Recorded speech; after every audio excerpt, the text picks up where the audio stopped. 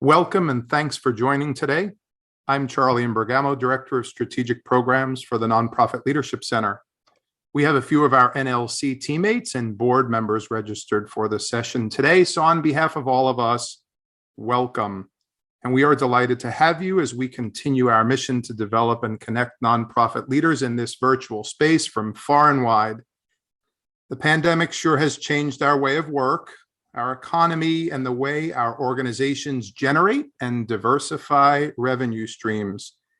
Today's session is intended to give you tools for your fundraising toolbox, as it were, in hopes that the close of the calendar year might be the best ever for your organizations.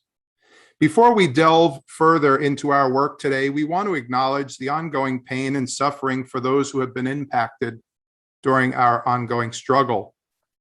For many, these are still very challenging times.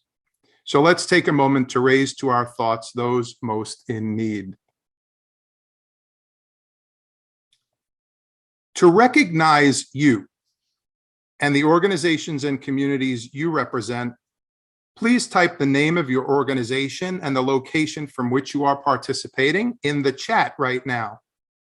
And as we see the names of the organizations and locations flow through, let's take a moment to celebrate our collective impact.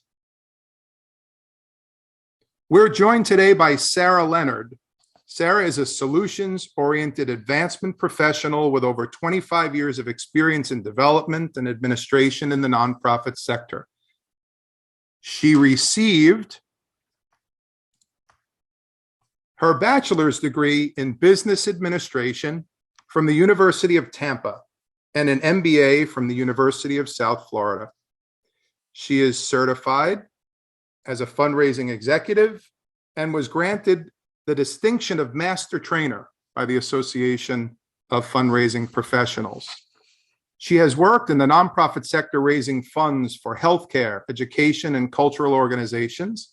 Sara's managed development operations, including identification, cultivation, solicitation, and stewardship of donors, managing annual giving, major gift cultivation and solicitation, training and management of staff, board and volunteer development, foundation and corporate support, sponsorships, annual funds, special events, in-kind support.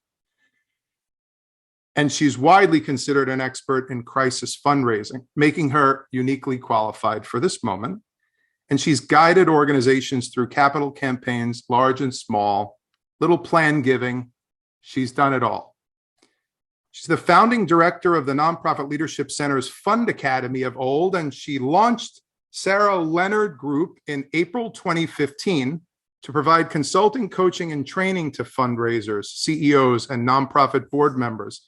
She continues to serve as an expert trainer in fund development and volunteer management at NLC. She's a great teammate and partner with us. Moderating our session today is my teammate, Karina Kletter, NLC's program associate.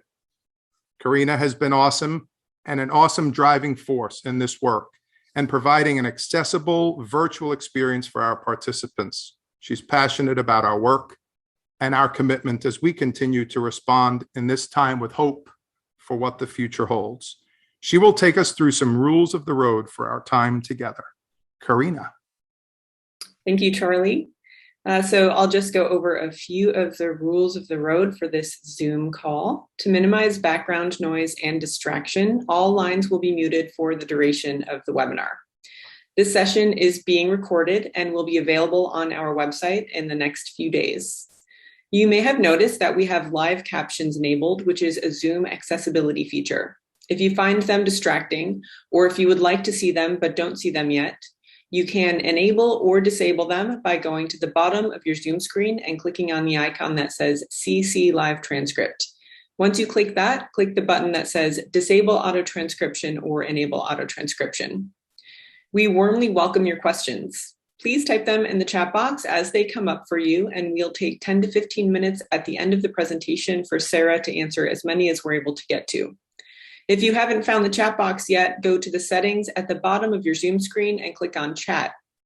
And if you haven't already, please share the name of your organization in the chat box. We're so glad to have Sara with us today and look forward to a great informative webinar. On to you, Sara.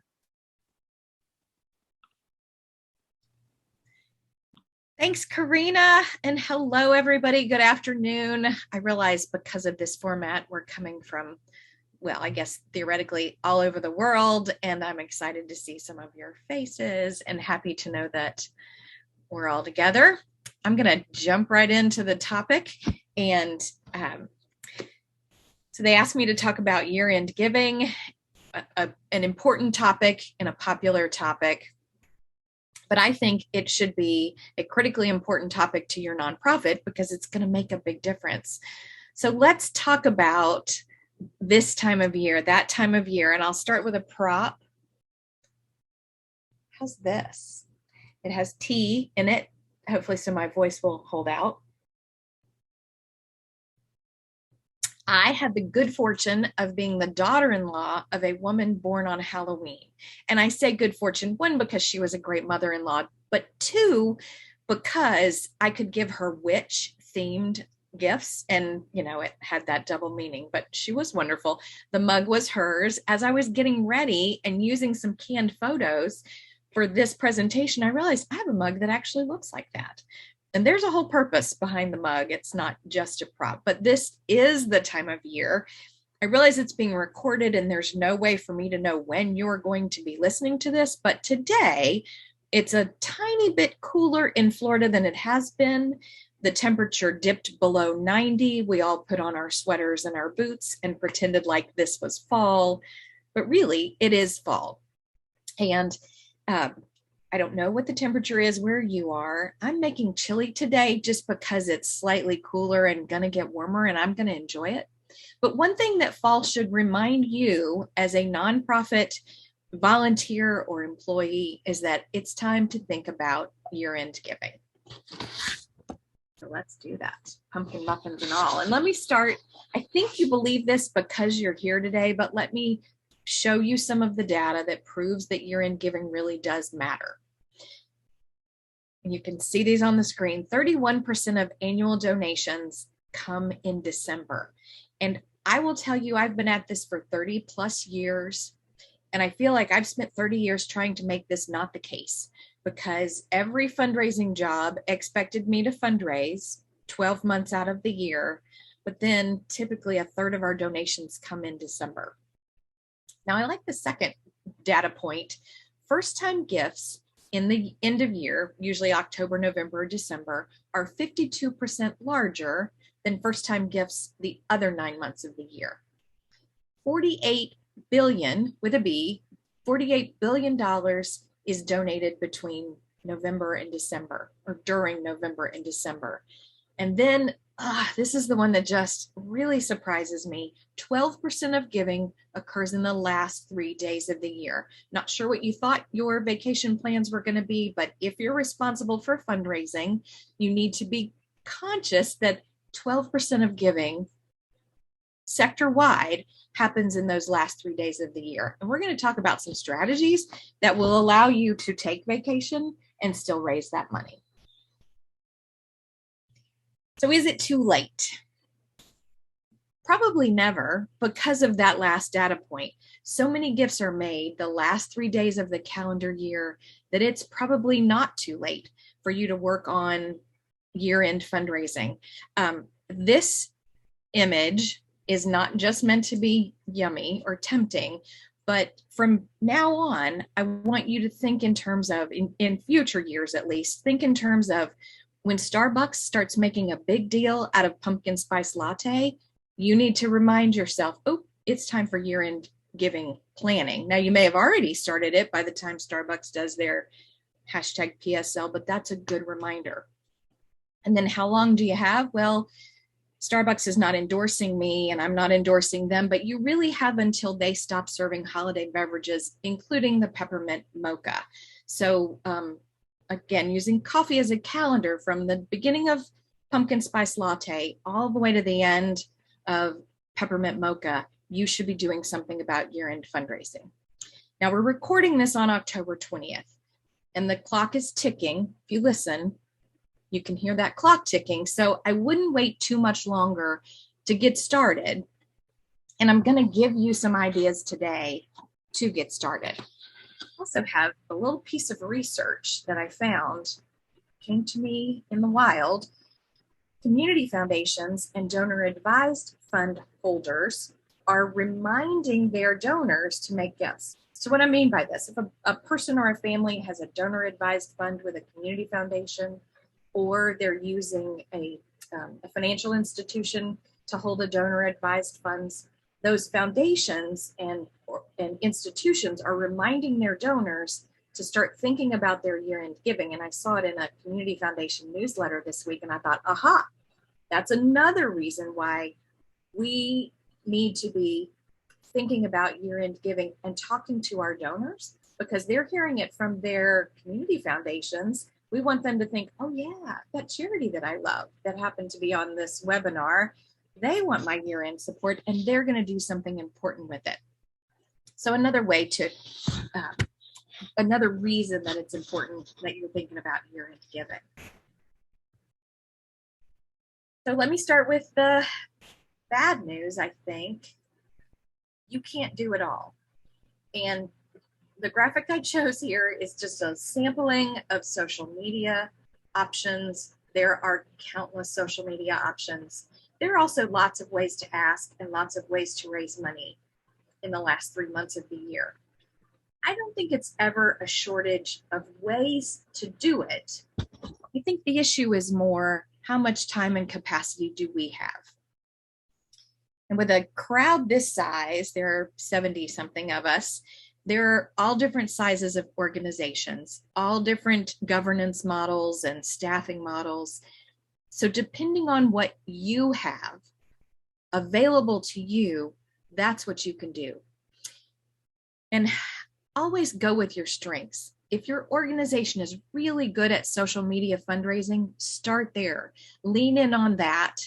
There may be lots of other good ideas about year-end fundraising. I'm hopefully going to share some good ideas with you today, but don't feel like you have to do them all. And some of them you can say, not this year end, or maybe not 2021, but we can postpone it.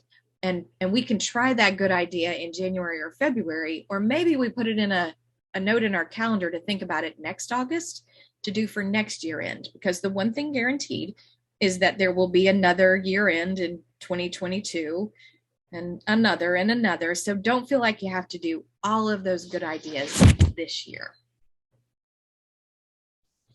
But you can't just do one thing. So I said you couldn't do all the things, but you can't do just one thing. And there is a fancy term called multi-channel fundraising that's very popular and very important right now. But what it means is you can't ask in just one way. If you only ask for donations on your website, you will miss a lot of people. If you only do a direct mail appeal, you will miss a lot of people. Sometimes in the nonprofit sector, we approach it as we're going to say this important thing on this important channel, and we're just going to assume everybody heard us. But it doesn't work that way. Life doesn't work that way, and certainly communications don't work that way. We have to ask in more than one way. So let's talk about some of those ways. I think the most important way is direct mail. And this is tried and true, and there's data to support it. It might be new to your organization, but it's important that you communicate with the people that you have names and addresses for through a piece of mail. Now, again, lots of different sized organizations. That may be a 100,000 piece direct mail appeal that you do. You use a mail house. It may be 50 letters that you send out to your best donors. We'll talk about who to ask, but you're sending them a letter hand signed by somebody inside your organization asking them to give. One little warning with direct mail. We used to, and I've been at this a long time before the internet was the thing. We used to send the letters out and all the gifts came back in checks, in envelopes. Well, now it's not quite that obvious. Sometimes we send the letters out to our donors and prospects and they go onto our website and make the gift. So I'm warning you about this. You may think your direct mail appeal didn't have a good response, but it probably had a better response when you count online gifts. So then if you'll look, I don't know if y'all can see me, but if you'll look over my shoulder, there's a basket behind those flowers. That's where I put mail and bills. And so for some of you on this call, I'm on your donor list, and you'll send me your direct mail appeal and I'll put it in that basket, and then I'll make a gift online when I pay my bills online. And I think I'm pretty typical in that way. And I think that's why a lot of direct mail response is actually online gifts. So absolutely direct mail, whatever that looks like for you. And then next I'll go to email. Hopefully, and if not this year, then definitely for next year, you've been collecting email addresses as much as you can. When people participate in your programs, or when people register for something, when they make a gift, when they visit your website, you've been asking them to sign up for things, sign up for your newsletter, sign up to communicate with you. Year end is the time to use those email addresses and make an appeal. And I think I would recommend probably 2 emails, maybe 1 piece of direct mail, 2 emails if you're just getting started. If this isn't your first year-end fundraising campaign, then go with what has worked for your organization previously. But know that you need to do both of those as much as you're able. I know some will say, well, let's do either direct mail or email. I would encourage you to do both and. So then let's talk about social media channels. And some of you on this who know me are laughing because I'm not particularly sophisticated at social media. However, I know who the experts are, and that's who I turn to. So make sure that you're listening to the experts, either inside or outside your organization, and use those social media channels. So how do you do that? Well, one thing I learned when I first started on staff at the Nonprofit Leadership Center, I went to a class on social media, trying to build those muscles, develop those skills. And the instructor said, you can't get your audience to come to you. You have to go to your audience. And so if you're very active on Facebook with your nonprofit organization, and you think, we've got all these donors on Instagram and all these followers on Instagram, I'm just going to try to bring them over to Facebook. It doesn't work like that. If your people are on Instagram, you go to Instagram. If your people are on Facebook, that's where you should be active. And I don't think that year end, the next 2 months, is the right time to try to develop a new social media audience and expect to get results. Now, if you want to build the audience, that's one thing, but it would be hard to both build that audience and have fundraising success. So go where you are on the social media channels. Don't try to be everywhere. Don't try to do all of them. Unless you have a big communication staff that can support that, know that you have to pick the ones you can manage. Part of social media is the social part. It's not like email where we're just pushing information out. People are interacting with our nonprofit, and if you're posting things, they're going to want to reply, and then they want interaction with their reply. So make sure that you're not just communicating out, but you're also listening and engaging with people as much as you can. Now, this is one of those places I reached out for some expertise. You can use social media scheduling tools, and you can use that for email also. If you're using an email service like MailChimp or MyEmma, you can schedule your communications ahead. Now remember, all that giving the last 3 days, and you might want to take vacation, you can use those scheduling tools so that those emails are going out even when you're not in the office, and those posts are happening even when you're not there. So then I list website as a bullet point.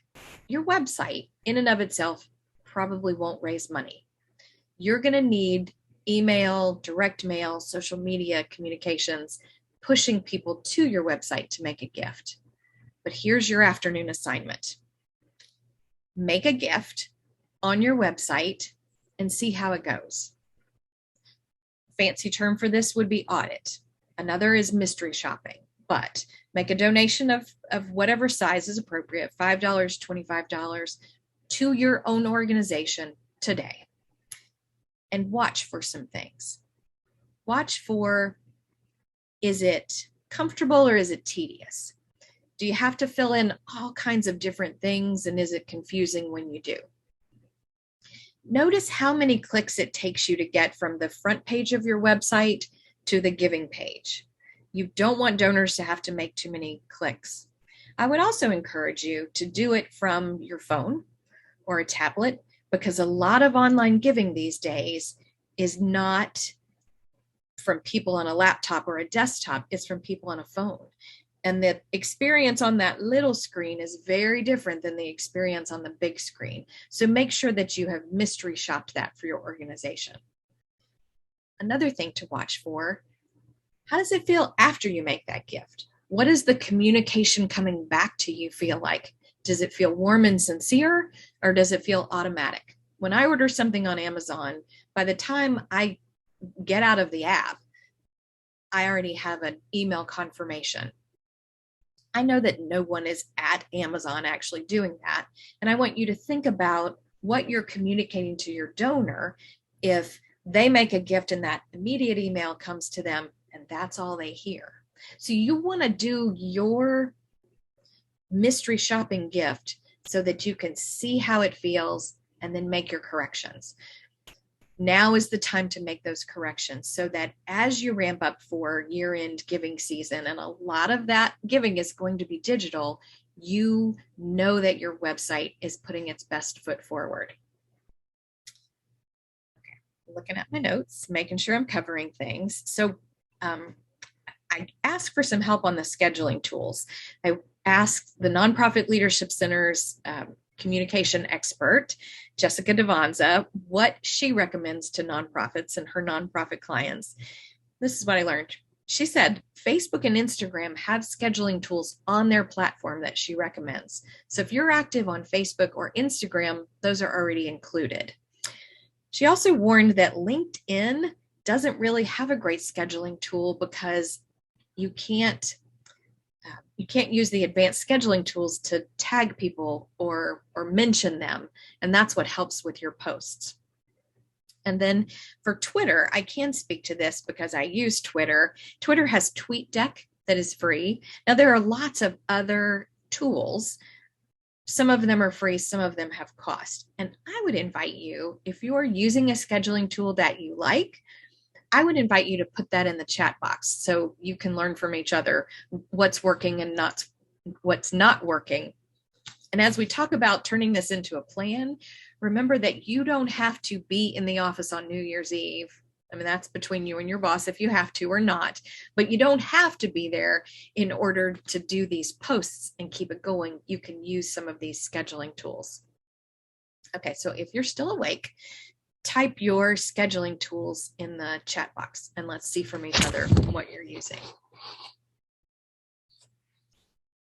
Okay, if you've ever taken my classes or been very close to me, you know that I'm a little bit of a planning nerd, and I had the joy of hearing John Acuff speak at the Nonprofit Leadership Center's leadership conference last week, and he called himself a planning nerd.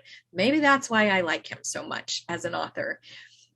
I think it's really important that you write down your plan. Now, my kids would probably say, thank you, Captain Obvious. If we have a plan, of course we've written down a plan. But what I know, because I know you, is the plan may be all up in your head. You may know the plan, but you haven't written it down and you haven't shared it with anybody. I encourage you to write it down, make it a real plan. Maybe, like Pinocchio wasn't a real boy, maybe it's not a real plan until you write it down. So write it down, think it through, and put it on a calendar. This doesn't have to be complicated, create a list or a grid. This is a little trick, a little pro tip trick. You can use Word tables. And if you give your table 7 columns and 5 rows, then it looks like a month. Are you with me? Doesn't have to be complicated. You can use a ruler, you can use a whiteboard, but create a calendar so you can see when all of your communications are going out, and include on that calendar your vacation, your colleagues' vacations. Know when you're going to be in or out of the office so that you can figure who needs to cover our interactive communication. Because it'd be great if we write down a complicated plan and then we create this wonderful calendar. But if nobody's there to do it, it really hasn't been worth the time that we invested in the exercise. None of this will happen by accident. You have to write it down. You have to think it through. Once you've got it on that calendar, ask yourselves, do we have the capacity to do this? Maybe the most powerful question you ask. Again, it's not for lack of ideas to raise money. It's more about, do we have the capacity to do all of these things that we're planning? And then you decide what's most important, let's keep that, and what's not as important, and we're gonna postpone that. So next, in your planning, go ahead and draft some of that verbiage. It is easier to post fresh content on a regular basis if you have drafted it ahead of time. That is not to say that you can't make adjustments as you go and freshen it up with football wins or losses or current events or the first snow. That's obviously not for my Florida colleagues, but you can freshen it up once the time comes. But it's better to have drafted it in advance so that when life gets really busy, instead of not posting, you've got some stuff to get up there and communicate with your audiences. And then select your image. Now is the time to think about the photographs and images you want to use in your year-end giving campaigns.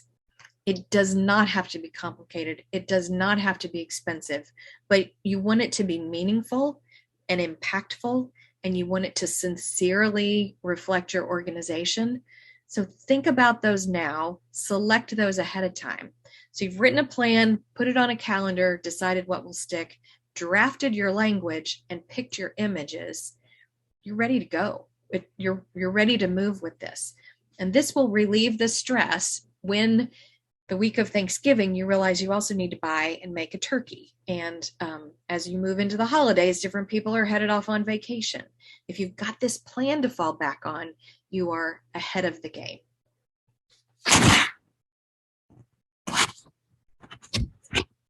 So I've said you as a singular, that's a pronoun. I'm using a little grammar here.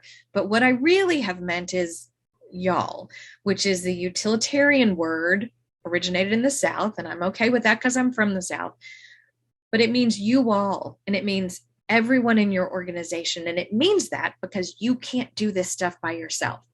It is not just the fundraiser, or if there's not a fundraising staff person, the CEO, or if there's not a paid employee, then the chief volunteer. It's not possible for that person to do all of this alone.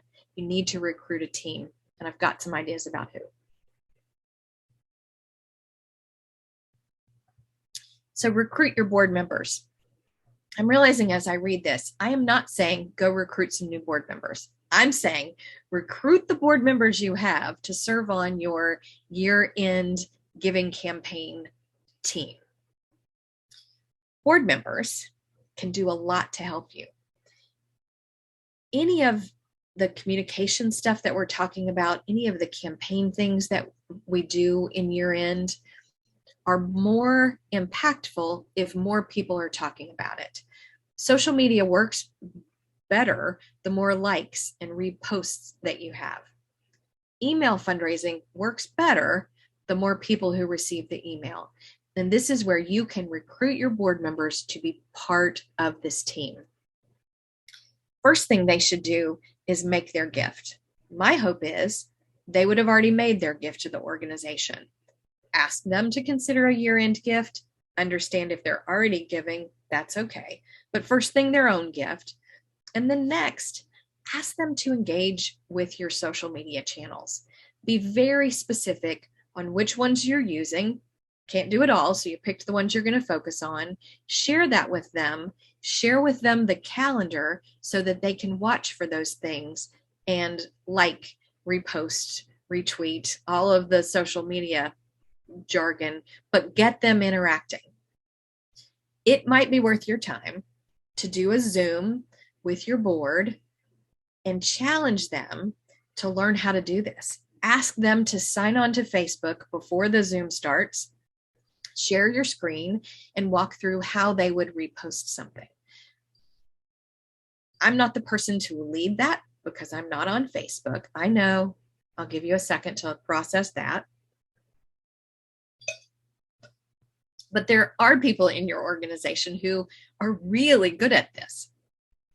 Share your screen and show them what you're planning to do on Instagram or LinkedIn or whichever channels you're using, and show them the power of, let's say you have 10 board members. If all 10 of them repost things to their network, that becomes literally hundreds of people who see the message. When you can, share some of that verbiage with them. Get it ready to cut and paste. Ask them to put it in their social media feeds. Send them the pictures and ask them to use it. So the next, deputize social media ambassadors. If you ask me to share a whole bunch of stuff, I might. If you ask me to serve as an ambassador, I'm honored. And I'm going to ask you to address me as an ambassador, Leonard, throughout I'm just kidding. But what you can do is reach out to some key people. Maybe they're volunteers, maybe they're staff members, maybe they're service recipients, and you know they're good at social media and you know they want to help. Ask them to be your social media ambassadors for the next 60 days while you're doing this. Show them the schedule. Prompt them to repost and retweet and share and do all of those things, because again, it's going to spread your message far and wide. It also will allow those people to be an active part of your fundraising success. Ask them to make a gift. Ask them to share happy stories. Ask them to share some of the challenges that are going on with your organization right now. But we very often just expect people to know that we need them to help us. Don't. Ask them for help. Tell them that it's just a 60-day assignment. You're not asking for a 3-year term as a social media ambassador. You just need their help for a couple of weeks. People are more likely to do a short-term volunteer assignment than a long-term volunteer assignment. But once they've done it and you've thanked them, they'll feel good about the organization and good about what you've accomplished. They're likely to keep doing it. So then another audience that is sometimes overlooked are your organizational volunteers. If you do after-school tutoring, it's the people who volunteer to work with your students. If you're a hospital, it's your hospital auxiliary. Whatever you are, whatever kind of nonprofit, who is helping? They are really good team members for year-end fundraising. Ask them to make a gift. They understand your organization like very few people do because they're volunteering, hands-on, understand the mission. And very often they're overlooked when it comes to fundraising efforts. So I would encourage you to include them in your appeals, then also ask them, are you active on social media? Would you share this email? Would you forward it to the people in your spheres of influence? Build a team. Do not try to tackle this on your own. One person can only do so much, but a whole team moving forward can do so much more and have so much better results for your organization. So then let's talk about content. We've talked about process, planning and process, but let's talk about content. And these may seem obvious to tell a good story and use a good image, but I think it's really important that you do this. Don't talk about theory. Don't talk about what is, what might be. Talk about the real things going on in your organization. So I'm going to pause and ask you to do an exercise. And if you are watching this in the future, the recorded version, I want you to do this exercise too, but find a piece of scrap paper, like a Post-it note, just any old piece of scrap paper. I want you to write down your annual fundraising goal, if you know it, and the date of your fiscal year end. Annual fundraising goal and the date your fiscal year ends. Now, your fiscal year may end with a calendar year. That's okay, but I want you to write those down on this Post-it note. And I made up numbers. I decided my goal was 750,000, and I decided that my end of fiscal year is September 30th. Okay, you got that? Everybody doing that? I can't see you, so I'm just going to pretend you're doing this. Okay, now take this piece of paper and very carefully crumple this piece of paper up and throw it away, because your annual fundraising goal and the end of your fiscal year mean absolutely nothing to your donors. It means a lot to you. I am not dismissing how important this is and how much pressure you may feel. However, what your donor cares about is how you're changing the world. What your donor cares about is whose life you're changing. And that's really what matters. I'm not trying to be just cheeky about this. I feel like too often we focus on December 31st as the end of our fiscal year or the end of the calendar year, and we need to raise 750,000. That's not what our donors care about. What they do care about are the people that we will or won't be able to help if we don't raise that money. And that's the story we need to be telling. I know many of you have heard me say this before because I say it a lot. I don't like end of fiscal year fundraising appeals because it doesn't matter to our donors. Same thing about calendar year end. We know that they're giving, but it's not what motivates them to give. It ultimately comes to who's changing the world. Okay, so I wanted to read you headline in today's Tampa Bay Times, and it was an AP story, so it's a national headline. Food banks still needed. I swear, you are welcome to look this up. The headline was food banks still needed. And the subheadline was fewer people in the US are turning to charities, but millions rely on their help. I'm going to make a bold statement. I don't think that's news to anybody on this webinar. We all knew that. We did. But now it's our job to tell our donors and prospects that. And unless you're a food bank, your message is going to sound differently. But it's our job to tell them who is counting on us to raise this money and change their lives. Fundraising guru Jerry Panis said, all gifts are made to either change lives or save lives. So your next assignment, now that you've tossed away your fiscal year end date, what really does matter is whose life is going to be changed or saved with the money that you raise. I don't need a specific name, but I want you to think of who that is. Is it a student? Is it a family? Is it an animal? Is it the environment? Is it clean water? And I want you to type that in the chat box, because that's where I think it really gets fun. When we don't just think about it, but we share it with each other.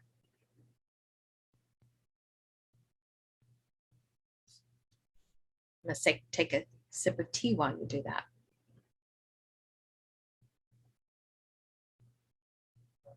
Okay, we have one participant. Foster children, absolutely. Cancer patients, people with disabilities, families in need of affordable housing. Oh, it's going fast now. Those suffering from substance abuse, the nonprofit sector. Oh, family of 5, including 3 adults and 2 children, vulnerable seniors, economically disadvantaged students in Florida. So those answers, that's both of these bullet points. That's the story you want to tell, and that's the image you want to use. Now, image on my slide is hands holding the globe because it's all about changing the world, but I want you to get specific. Survivors of domestic violence, their children and pets. Oh, I like that. Women suffering from crisis, those served by our sector, students in Title I schools. I want you to think about, how does the general public relate to the people that you're helping? And by that, I mean Title I schools, using, for instance, How do regular people not in our sector, how do they describe that particular audience? And that's the story I want you to tell. Very often in our sector and in fundraising specifically, we jump right to the solutions. Look at the people we're helping. Look at the animals we've saved. Look at the clean rivers. But when we're fundraising, we're actually asking for help on the things we haven't yet done. The survivor of domestic violence who's going to knock on the door tonight and ask for help, who's not yet a survivor, is still in the middle of it, but that's who we're raising money for, the next person we're going to help, so that we are there tonight and tomorrow night. And if the weather ever gets cold, it's the people who would be sleeping outside that night, not last night. We've already done that. We've paid for that, but we're fundraising for the future and the next people. And so we want to make sure that our images are respectful of the people that we're serving, but also tell the story of who we're trying to help. Okay, so were you surprised that fewer people are turning to charities, but millions rely on their help? Of course not. And I love that somebody's going to read that headline, fewer, okay, but millions still need charities' helps. I think that's another thank you, Captain Obvious, but unfortunately it's not obvious to everybody. It's obvious inside our sector. So let's talk about a couple of tools that you can use. Two that come to mind, and two that I think are very powerful for year-end giving, Giving Tuesday and matching gifts. So let's think about Giving Tuesday. And I don't know if you know the story. It's been around for a few years. It is a movement, not an organization. You don't have to register somewhere. Nobody else receives your gifts. There is a Giving Tuesday organization with lots of resources, but they're just here to help you, help all of us. It is the Tuesday after Thanksgiving. So it's Thanksgiving, Black Friday, Small Business Saturday, Cyber Monday, and Giving Tuesday. And the idea is that while everybody's talking about Black Friday, so on and so forth, that we also want to talk about giving. And it's reflected that giving, let me say this right, Giving Tuesday didn't cause year-end giving to go up. Giving Tuesday is harnessing the power of that. Remember, you don't have to ask on Giving Tuesday. You can use it as a day to thank your sponsors. Maybe you go on LinkedIn and you thank all of your corporate sponsors. So they're getting a shout out for something positive, not having to toot their own horn, but having your organization appreciate them. Maybe it's a day you focus on volunteers and how they've given back. But the way hashtags work in social media, it's really powerful if you get pulled into that larger stream, that larger movement. Most Giving Tuesdays, it's covered on the national news and the local news, and you don't want to be left out of that. So I would encourage you to go to the Giving Tuesday website. This graphic on my slide is from them. It's open sourced, so you can use it as you want to. And then the second tool I want to suggest are matching gifts. Now this comes with a caveat. Don't overuse matching gifts. I've found myself on the email list of an organization that almost always has a matching gift going, and it loses its impact. So don't overdo it. But as you approach the end of the year, I think you can do it. You could do a Giving Tuesday match where the first $1,000 raised is matched 100% by a donor. Or maybe it's the whole year end and you pick the number, whatever is raised, a donor is matching it. It has actually two benefits. One, matching gifts motivate people to give. And two, it gives you a reason to go to a major donor and ask for another gift. And then they get the joy of seeing how their $5,000 gift became $10,000 or their $50,000 gift became $100,000. You know your donors. Or if you've got a donor who's given to you a little and you think they've got capacity for more, or they gave a while ago and it's time to re-engage, asking them to be the matching gift donor is a really powerful way to have that conversation. So then who should you ask? Segment as much as you can. And segment means we're going to divide up our audience in ways that we can identify. And it could be that you have all of this in your database and can do it easily. If you do, then segment. If you don't, it's okay. You don't have to segment. It's just something to strive for the next time. So how would you segment? Well, donors from last year, let's ask them to renew. Donors who've given previously in 21, we can ask them again, but acknowledge that they've given to us previously. People who participated in an event but haven't given a general mission gift, let's ask them. I mentioned volunteers earlier. When it comes to segmenting, it's important that you think about your communications. And I think of an organization that my family has supported for 20 years. We know them well. We've seen them grow and shrink and grow back up. We've been monthly donors. We've been annual donors. My communication from them does not need to be the same as an organization who I made my first gift to this year. So think about how your communication looks from your donor's perspective. And you don't want to offer too little information. And we do that sometimes. We think, oh, they're donors, they know us already. But yeah, if they've only given one gift and maybe they gave it in memory of somebody, they don't know us that well. So think about who you're asking and how you're asking them. I wanted to say a word about donor fatigue. I think it's unlikely. I know it's talked about a lot, but most organizations that I work with ask too little. And one thing that you have to remind yourself, we've talked about all these channels, you're going to feel like you're asking all the time, but you're not. You might be asking on Facebook. Only part of your audience sees that. You might be mailing a letter. Different part of the audience sees that. So I would not be concerned about donor fatigue. It's another reason to segment absolutely as much as you possibly can. So then we can't talk about fundraising without talking about stewardship. It's also what will take your year-end campaign from a one-time thing to ways to grow it beyond the end of the year. And it is stewardship. You start with acknowledgement. I mentioned that receipt that goes out for a gift online, but then figure out, do you want to do a letter, a handwritten note, a board member thank you call, which is a very, very powerful tool. After you've done that sincere thank you, then think about how you're going to report. So make a note on your calendar somewhere around January 15th to go back and tell all of these October, November, December donors what you did with their money. It's an email or a letter, some kind of communication that sounds like when you made your gift in December, you didn't know whose life you were going to change. But let me tell you what we've done already in January with your gift. And this is who it was. And then once you've reported how you used your gift and the life that was changed, you want to look for ways to engage them. Can you invite them in for a tour? Can you ask them to join a Zoom program that you're presenting? Because in person is still kind of unknown, but it's also a way to reach out to donors far away. Could you ask them to volunteer or do some other kind of engagement?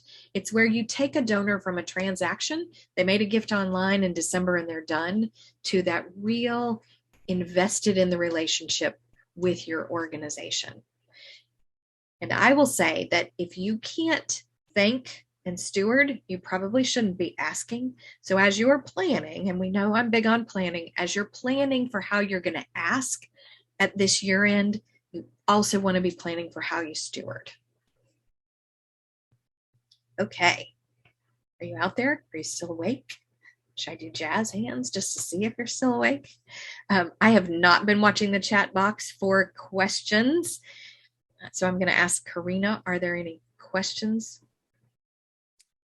Let's see. We've got one that just came into the chat box, but I'm going to share with you a few that came in from people while they were registering before we get to the chat box questions.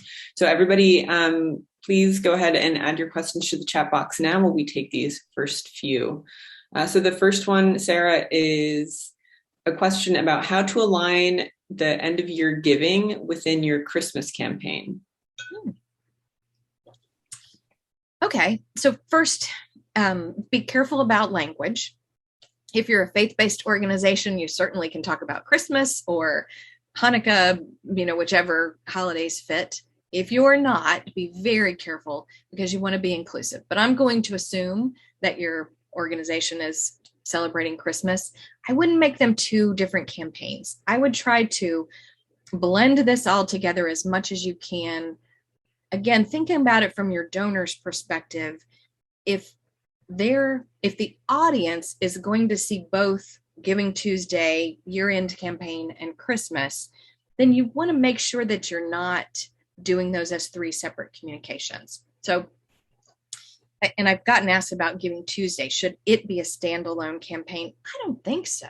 I think it should all work together with the other fundraising things you're doing, with the other asks, with the other stewardship activities, so that it's not one on top of the other. It's all together. I'm a hand talker. That's one of my challenges with Zoom.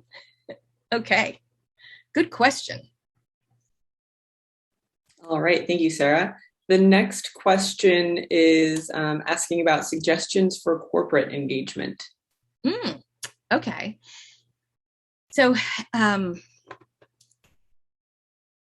I mentioned, and we'll say again, I think Giving Tuesday is a nice opportunity to recognize and appreciate corporations because they may be participating in it or not. But I would also look for, where are your corporations? When we're talking about social media, are they on LinkedIn? Is that the best place?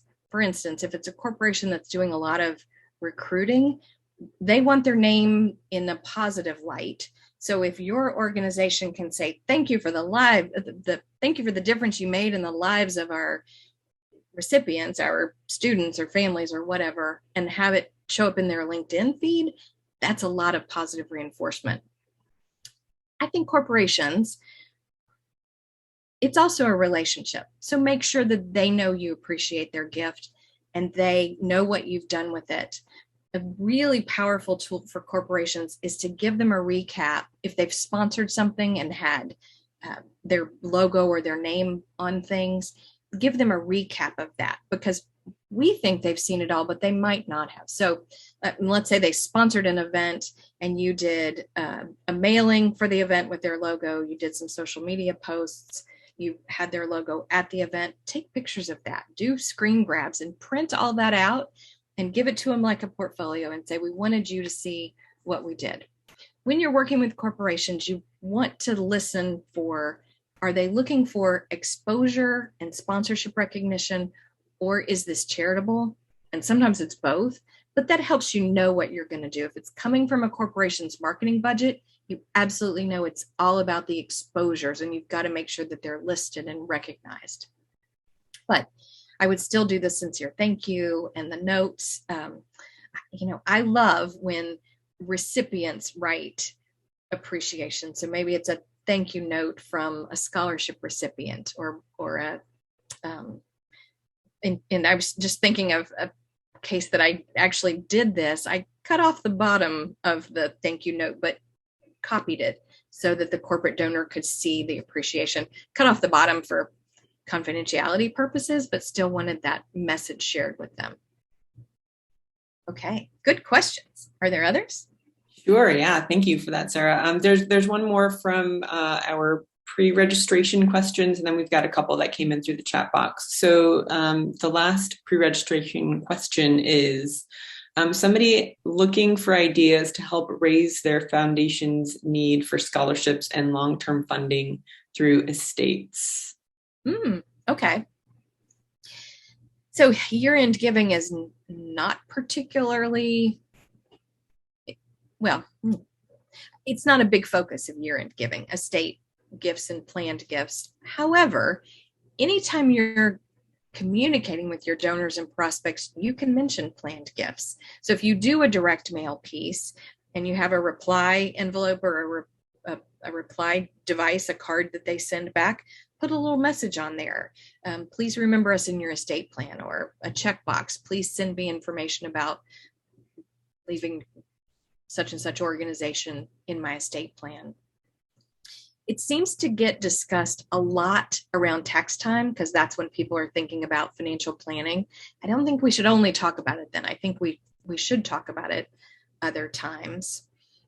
And let me add this.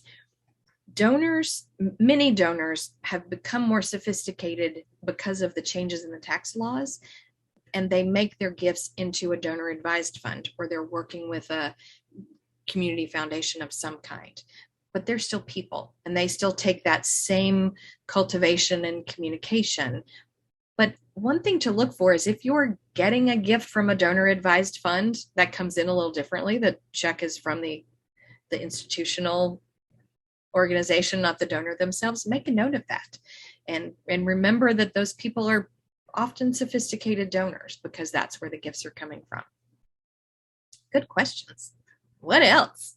All right, Sarah, we've got 2 more that came in through the chat. And if anybody else has any other questions, go ahead and add them to the chat now. We've got a few minutes left. So the first question, Sarah, is from Christine asking, is the donor thank you different for private donors and corporate donors? Probably not. With a corporate donation, sometimes it's a little harder to get it to the right person. And I won't name names, but I worked at an organization whose official policy was that the contact in the database was always the CFO. Like, not my favorite way. So all the thank you letters were going to corporate CFOs who probably had nothing to do with getting those gifts for us. So I worked very hard at, let's figure out who inside the corporation initiated the gift or made the gift, because corporations are made up of people and somebody inside there has some attachment to our nonprofit. So I would work on the research and make sure it gets there. And look for a way to do an additional individual appreciation, because sometimes an organization is so large that the gift decisions are made in one place, but you know that it's a local person whose life has been impacted by your cause. Make sure you're doing an additional email or a phone call or a handwritten note to that person. I would still take the same approach to get a timely thank you letter out, whether it's corporate or individual. Christine, did I answer it? We'll just put in the chat box if there's more to the question. Christine says, great answer. So final question, Sarah. This question comes from Karen, and Karen asks, how does one get to be on the radar of a community foundation? Okay. Well, it's relationship building. And if you are in a particular community, I would look up that community foundation's website, see what kinds of programs they have, what they're doing. If they have an open grant application process, sometimes it takes several applications before you get into it, before you get a gift from that community foundation. If you're in multiple locations, I would start with the location where you have the most people or the most influence or providing the most services, and do the research. It is a research and case-by-case basis. It'd be great if it were faster and we could just get to all the community foundations, but they really operate completely independently. And just in the Tampa Bay area, we have multiple community foundations on I'll say the kind of west coast of Florida. We have multiple community foundations and some of them overlap each other. So it just takes that research and finding out how they fund, if they have applications. Very often the gifts we get from community foundations are actually from individuals with donor advised funds. So that means that somebody who knows our organization and wants to make a difference is using almost like a charitable checkbook that they've set up with the community foundation to make their gift. So the relationship really isn't with the community foundation so much as with the individual donors. All right, excellent. Thank you so much, Sarah. And that was our last question. So a big thank you to Sarah Leonard for sharing this incredibly informative and timely presentation. Thank you to everyone that was here live with us today. We'll be sharing the recording and the slide deck within the next week. Please reach out to us if you have any questions, and keep your eyes out for upcoming webinars. Have a great afternoon, everybody.